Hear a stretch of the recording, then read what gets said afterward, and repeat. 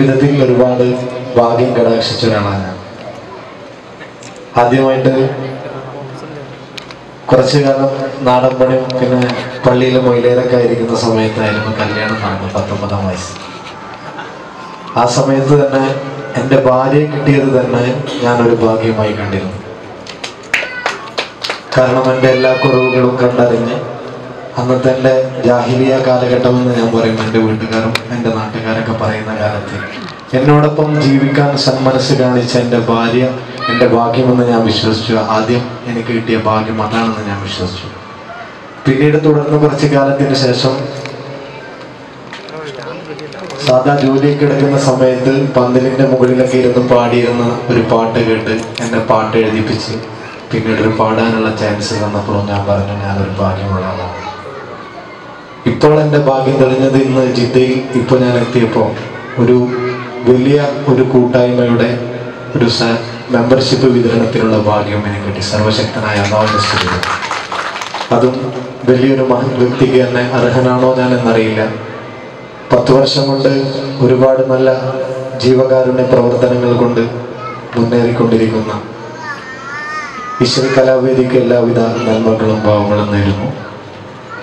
10 വർഷം കൊണ്ട് ഇത്രയ്ക്കധികം വളർന്നെങ്കിൽ ഇൻഷാ അല്ലാഹ് അടുത്ത 10 വർഷം കൊണ്ട് തന്നെ KSIയിലെ തന്നെ എന്ന് മാത്രമല്ല GCCയിലെ തന്നെ ഏറ്റവും വലിയൊരു കലാസംഘടനയായി മാറട്ടെ ഇശ്വൽ കലാവേദി എന്ന് ആത്മാർത്ഥമായി പ്രാർത്ഥിക്കുന്നു. എന്നേക്കാൾ ഉപരി ഇശ്വൽ കലാവേദിയെക്കുറിച്ച് നിങ്ങൾക്കറിയാം. ഇന്നലെ ഉണ്ണീൻ സാഹിബ് ഉണ്ണീൻ ബിലാക്കലാണ് എന്നോട് ഈ പ്രോഗ്രാമിനെ കുറിച്ച് പറഞ്ഞത്, വിശദമായി പറഞ്ഞു തന്നു. എന്തായാലും ആ പ്രോഗ്രാമിലേക്ക് എന്നെ ക്ഷണിച്ച ഉണ്ണീൻകാർക്ക് ഞാൻ പ്രത്യേകമായി നന്ദി അറിയിക്കുന്നു. അതോടൊപ്പം തന്നെ എന്നെ ആദ്യമായി ജിദ്ദയിൽ കൊണ്ടുവന്നത് ഹസൻ ബൈ ആയിരുന്നു.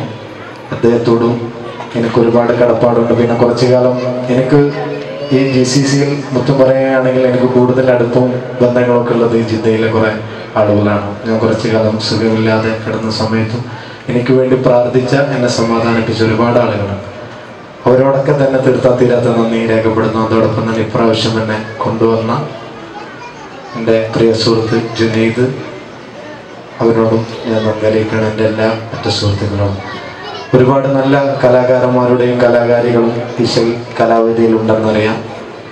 അവർക്കൊപ്പം ഞാൻ ഒന്നുമല്ല എന്ന് എനിക്ക് തന്നെ തോന്നി ഇവിടെ നിന്ന് പാടിയപ്പോൾ. ഞാൻ ആദരിക്കുകയും ബഹുമാനിക്കുകയും ചെയ്യുന്ന ഒരു ഇക്കയുടെ മോളാണ് സമക്കുട്ടി. ആ കുട്ടിയുടെ പാട്ട് കേട്ടപ്പോൾ തന്നെ ഇനി ഞാൻ ഒരു സച്ചിൻ ടെണ്ടുൽക്കർ ഡബിൾ സെഞ്ചുറി അടിച്ച് ഔട്ടായതിനു ശേഷം അനിൽ കുംബ്ലെ ബാറ്റ് ചെയ്യാൻ വന്നാൽ എങ്ങനെ ഉണ്ടാവും, അതേ അവസ്ഥയായിപ്പോയി. അപ്പം എന്തായാലും ഇനിയൊരു വിരഹഗാനം നിങ്ങൾക്ക് മുന്നിൽ പാടി ഞാൻ ബോറടിപ്പിക്കുന്ന ഒരു പഴയ നല്ല മാപ്പിള ഗാനം ആലപിക്കുക.